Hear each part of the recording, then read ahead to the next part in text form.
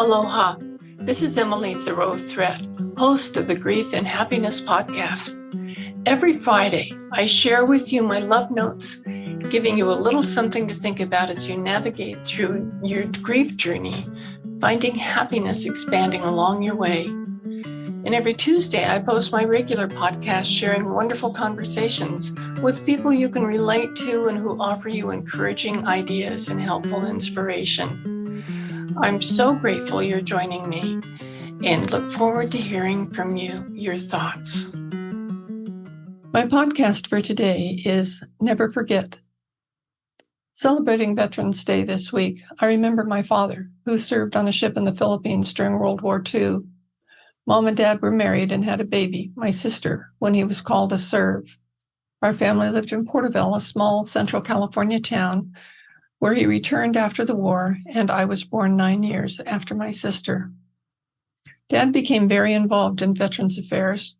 He joined the Veterans of Foreign Wars, and Mom joined the VFW Auxiliary. I even became a member of the VFW Junior Auxiliary and am a life member of the VFW Auxiliary in my parents' honor. When I was a teenager, a veteran and his family showed up at our front door wanting to see my father.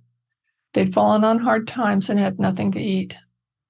My parents were at a VFW meeting out of town, so I invited the family in, made them a meal, gave them a bag of groceries from our pantry, and asked them to return to see Dad the next day. My dad was so upset with me when I told him what I'd done, inviting strangers into the house when he wasn't home. But he softened when I told him I just did what I know he would have done. Dad ultimately became the department commander of VFW for the state of California, the highest state office. In that role, he was active nationally, even testifying before Senate subcommittees in Washington, D.C. during the Cold War.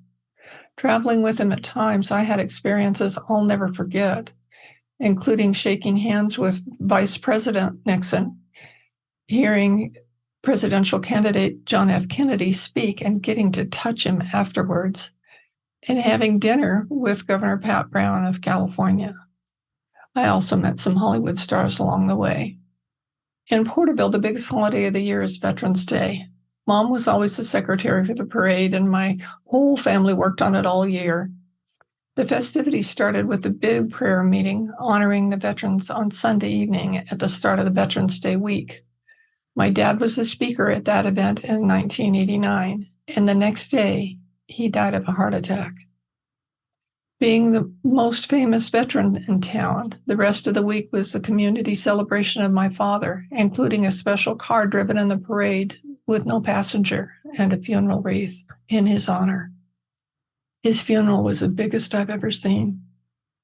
Being a veteran in that small town still is a big deal, and the veterans are honored. Porterville has the largest loss of life per capita for the Vietnam War, so we all knew the pride and honor of knowing those serving our country and the loss and grief of our friends and family members. Seeing a homeless veteran breaks my heart.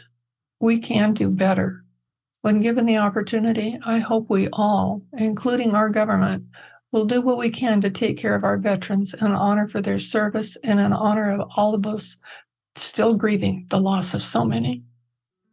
Never forget. Do you want more comfort, support, and happiness? Join the Grief and Happiness Alliance. Visit my website at lovingandlivingyourwaythroughgrief.com and read my book, Loving and Living Your Way Through Grief.